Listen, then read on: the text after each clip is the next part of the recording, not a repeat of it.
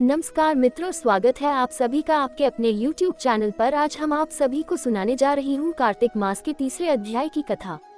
सत्यभामा ने कहा, हे प्रभु, आप तो सभी काल में व्यापक हैं और सभी काल आपके आगे एक समान है। फिर यह कार्तिक मास ही सभी मासों में श्रेष्ठ क्यों है? आप सब तिथियों में एकादशी और सभी मासों में कार्तिक मास को ही अपना प्रिय क्यों कहते हैं? इसका कारण बताए। भगवान श्री कृष्ण ने कहा, हे भामिनी, तुमने बहुत अच्छा प्रश्न किया है, मैं तुम्हें इसका उत्तर देता हूँ, ध्यानपूर्वक सुनो। इसी प्रकार एक बार महाराज बेन के पुत्र राजा पृथु ने प्रश्न के उत्तर में देवर्षि नारद से प्रश्न किया था और जिसका उत्तर देते हुए नारद जी ने उसे कार्तिक मास की महिमा बताते हुए कहा, हे राजन, एक समय शंख नाम का एक राक्षस बहुत बलवान एवं अत्याचारी हो गया था। उसके अत्याचारों से तीनों लोकों में त्राही त्राही मच गई। उस शंखासुर ने स्वर्ग में निवास करने वाले देवताओं पर विजय प्राप्त कर इंद्रादि देवताओं एवं लोकपालों के अधिकारों को छीन लिया। उससे भयभीत होकर समस्त देवता अपने परिवार के सदस्यों के साथ सुमेरु पर्वत की गुफाओं में बहुत दिनों तक छिपे रहे। तत्पश्चात वे निश्चिंत होकर सुमेरु पर्वत की गुफाओं में ही रहने लगे। उधर जब शंखासुर को इस बात का पता चला कि देवता आनंद पूर्वक सुमेरु पर्वत की गुफाओं में निवास कर रहे हैं, तो उसने सोचा कि यही कोई दिव्य शक्ति अवश्य है जिसके प्रभाव से अधिकारहीन ये देवता अभी भी बलवान है। सोचते सोचते वह इस निर्णय पर पहुंचा कि वेद मंत्रों के बल के कारण ही देवता बलवान हो रहे हैं। यदि इनसे वेद छीन लिए जाएं तो वे बलहीन हो जाएंगे। ऐसा विचार कर शंखासुर ब्रह्मा जी के सत्यलोक से शीघ्र ही वेदों को हर लाया।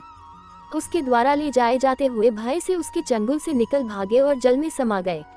शंखासुर ने वेद मंत्रों तथा बीज मंत्रों को ढूंढते हुए सागर में प्रवेश किया, परंतु न तो उसको वेद मंत्र मिले और न ही बीज मंत्र।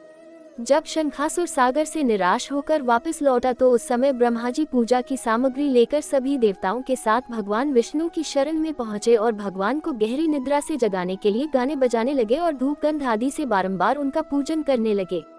धूप, दीप, नैवेद्य आदि अर्पित किए जाने पर भगवान की निद्रा टूटी और वह देवताओं सहित ब्रह्मा जी को अपना पूजन करते हुए देखकर बहुत प्रसन्न हुए तथा कहने लगे, मैं आप लोगों के इस कीर्तन एवं मंगलाचरण से बहुत प्रसन्न हूँ। आप अपना अभीष्ट वरदान मांगिए, मैं अवश्य प्रदान करूंगा। जो मनुष्य आश्विन शुक्ल की एकादशी से देवोत्थान एकादशी तक ब्रह्म मुहूर्त में उठकर मेरी पूजा करेंगे, उन्हें तुम्हारी ही भांति मेरे प्रसन्न होने के कारण सुख की प्राप्ति होगी।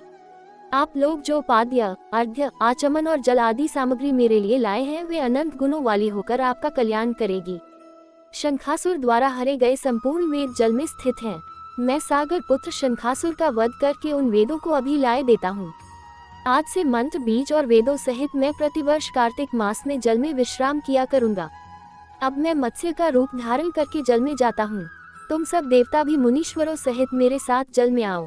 इस कार्तिक मास में जो श्रेष्ठ मनुष्य प्रातः काल स्नान करते हैं, वे सब यज्ञ के अभृत स्नान द्वारा भली भांति नहा लेते हैं। हे देवेंद्र, कार्तिक मास में व्रत करने वालों को सब प्रकार से धन, पुत्र पुत्री आदि देते रहना और उनकी सभी आपत्तियों से रक्षा करना। हे धनपति कुबेर, मेरी आज्ञा के अनुसार तुम उनके धन धान्य की वृद्धि करना, क्योंकि इस प्रकार का आचरण करने वाला मनुष्य मेरा रूप धारण करके जीवन मुक्त हो जाता है। जो मनुष्य जन्म से लेकर मृत्यु पर्यंत विधिपूर्वक इस उत्तम व्रत को करता है, वह आप लोगों का भी पूजनीय है।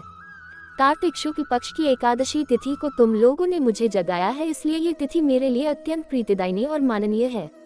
हे देवताओं, ये दोनों व्रत नियम पूर्वक करने से मनुष्य मेरा सानिध्य प्राप्त कर लेते हैं। इन व्रतों को करने से जो फल मिलता है वह अन्य किसी व्रत से नहीं मिलता। अतः प्रत्येक मनुष्य को सुखी और निरोग रहने के लिए कार्तिक महात्म्य और एकादशी की कथा सुनते हुए उपर्युक्त नियमों का पालन करना चाहिए। इति श्री कार्तिक मास तीसरा अध्याय समाप्तम। धन्यवाद।